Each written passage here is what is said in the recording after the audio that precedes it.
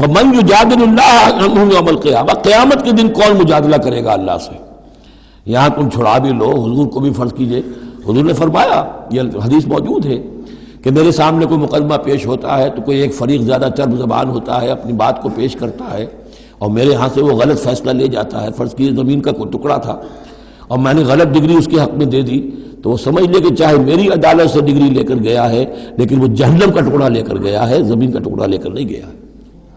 تو یہ تو معاملات ہیں کہ جو بھی عدل ہو رہا ہے، فیصلہ ہو رہا ہے، اس میں جو بھی کیسز ہیں، جو بھی گواہیاں ہو رہی ہیں، اس کے مطابق فیصلہ کر رہے ہیں۔ اب ہر وقت تو اللہ تعالیٰ کی طرف سے حضور صلی اللہ علیہ وسلم کے لیے ہر مرحلے پر تو نہیں تھا، جہاں اللہ ضروری محسوس کرتا تھا آپ کو متنبع فرما دیتا تھا۔ ہاں انتم ہؤلاء، یہ تمہیں لوگ ہو، جادلتم عنہم فی الحیات الدنیا، تم نے بہت جھگڑا کیا ان کی طرف سے، اپنے ساتھی اپنے رشتہ دار کی طرف سے دنیا کی زندگی میں۔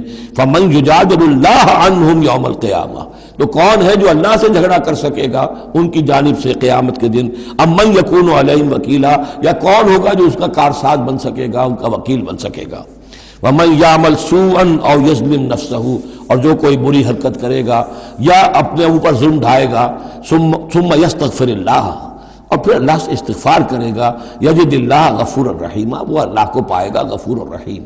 سیدھی روش ہے، غلطی ہو گئی، خطا ہو گئی، مان لو، جو دنیاوی سزا ہے وہ بھگت لو، اللہ سے استغفار کرو، آخرت کی سزا سے چھٹکارا مل جائے۔